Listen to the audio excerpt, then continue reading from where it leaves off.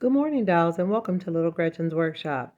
So today I'm going to go ahead and get together some gift boxes in addition to the numerous gift boxes I've actually received as gifts.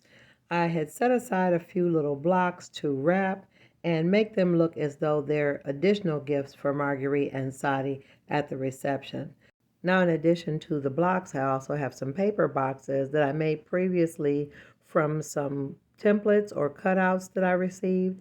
And I have some silk ribbon, which is perfect and nice and thin, and some other little trinkets that I can use to embellish the boxes. So let's go ahead and get started. Now, I've also salvaged some wrapping paper remnants from some previous gifts. And in addition to that, I do have a couple sheets of remnant wallpaper pieces to use as wrapping paper as well. Now I'm going to start this process off by modifying a little gift box I received from my precious doll, Carmen. Now I will leave a link in the description so you can see this lovely blanket, but today I'm going to focus on enhancing the box for this precious gift. So I felt like the base of the box was really good, but I wanted to modify the lid to make sure and ensure that it completely covered the blanket. So I'm using some beautiful wrapping paper from another gift that I really liked the print on it, and I thought it really complemented the pink box. So I started this modification process by removing the lid where the box was hinged. So my plan was to cut out the top of the box and make the sides or the borders of the box deeper to totally encase the body of the box. Now, after I trimmed off the borders, I was about to add the wrapping paper from the box that I just showed you, and then I pulled out some really nice firm cardstock that I had been saving. I had been saving it for a while, and I felt like it would work perfect for this project, and that I would save the other paper for some of the smaller boxes. So I added tacky glue to the base of the lid. I set it aside to allow it to dry completely before I went further with this process. So while the big box lid was drying, I went on to work on some of the smaller projects. So I have this blue cube, which was actually a casualty of cleanup. My grandsons left it on the floor after a day of visiting with Grandma, so now it's going to be a miniature. So in order to camouflage it, I wrapped it with the remnant wallpaper and taped it up really nice. Now, remnant wallpaper is really great for so many things, especially when you really don't like the print as actual wallpaper. And I actually use Scotch tape in this instance. You can use glue. And after gluing some curling ribbon around the body of the box, I went on to actually make some really tiny curly pieces, and I just glued them to the center of the main ribbon with little dabs of glue. Now I had another piece of paper, and I roughly did the same thing to a little random scrap block, and I wrapped it just like you would a regular gift or gift box.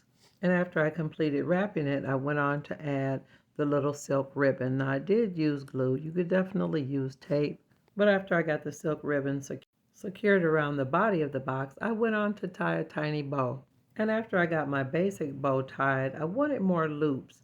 So I glued little tiny pieces of silk ribbon together and glued them toward the center of the original bow. Now, if you know how to make really full, tiny, perfect bows, you can skip this step altogether.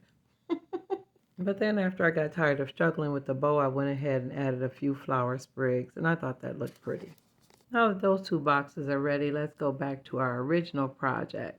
So now the cardstock is nice and solid on the lid of the box. And in honor of the tiny bride and groom and the fact that I wanted this box to be really special, I actually pulled out my ruler.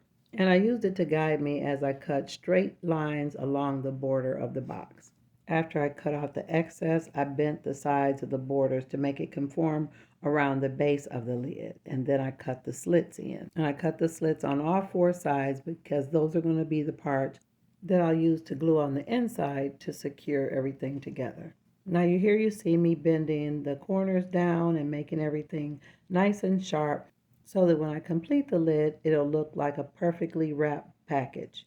Now from this angle, you can see the flaps are going to be on the inside. And at this point, all I did was add glue to those little flaps to make all the sides connect. And as I went around the corners of the box and added the glue, I used clothespins to secure the corners while they dried. So to distract myself while that was drying, I went on to wrap a couple of the other smaller little boxes. And this was a small piece of wood. I used that beautiful salvage paper from my tea set and I thought that made a perfect little box. By this time, the corners to the big box were dry, and I went ahead to fit it with the base, and the fit was perfect. So all I needed to do was trim off the excess to the box and add a bow to make everything complete. The more I look at this paper, the more I like it. So I went on to trim off the edges so that everything will be even and flush. And then I used the original ribbon that came with the box to make the lid look like the entire box is wrapped. So after stretching it across the middle of the box, I added a little dab of glue to the border on the underside of the box so that I could attach the ribbon. And I followed this process on both sides of the box. Now, dolls, this is something you definitely need to take your time with, but when you're done, you'll really have a really nice result. And after I crisscrossed the ribbon going both ways, I used the remnant piece and made a tiny bow. So then I added a little tacky glue to the center of the ribbon and attached my little remnant bow. Now that looks like a precious gift for the loving couple. Now that the main box is complete, I went on to add some little ribbon loops to this precious little block. Now, although this package is wrapped very lovely, the ribbon isn't perfect. It kind of looks like maybe one of the children wrapped this one. Now, these two lovely boxes came from my precious doll, Claire. Now, they're already wrapped, so they're ready to go. I'm just going to add a couple silk ribbons to make them look complete. Now, after I wrapped the tiny silk bow onto the package, I did add a little glue and kind of drape it down the sides. Now, dolls, I saved this little box for last because it was going to be a little bit more involved in the way that I wrapped it. It's actually made of plastic. It's got a lid that's removable. I really don't even know where I got it from, but I always thought it was a great size for miniatures. So I added tacky glue all the way around the perimeter of the bottom part of the box with that lovely wrapping paper that I salvaged as well. And after I added paper to the perimeter of the outside of the body of the box, I added it to the sides, the inside of the lid, the top, and the inside borders. By the time I was finished, it didn't look like a plastic box at all. Now, after I added the paper to the inside rim of the lid, I realized the box would no longer close.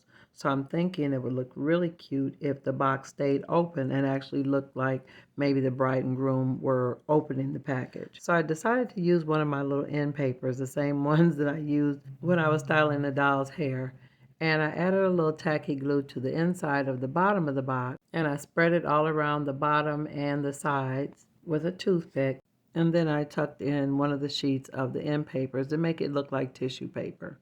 Now you definitely want to make sure it attaches to the bottom and covers up all the glue, and then drape the tissue paper on around the outside. And just in case you're not familiar with what end papers are, they're the tiny papers that are used sometimes when you're doing wet sets on hair. Now, after I added the end paper to the inside of the box, I did go on to put the last finishing piece of paper on the inside of the lid. I just added a little tacky glue and had a square cut to the exact size of the inside of the lid. You want to make sure you press it down in all the corners and in the center to avoid bubbling and puckering. Okay, so that's the last box. Everything is looking good. The paper is beautiful. So let's look at everything all together. So here are all the gift boxes for my tiny couple to be displayed on the gift table at their reception. So I've got a lovely mix of real packages with gifts on the inside and faux boxes that don't open for the precious tiny couple. Now, dolls, if you've enjoyed this video today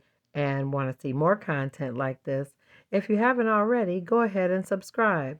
And always look for me on Mondays and Wednesdays after 7:30 p.m. Eastern Standard Time. And I'm looking forward to seeing you all on the next episode of Little Gretchen's Workshop.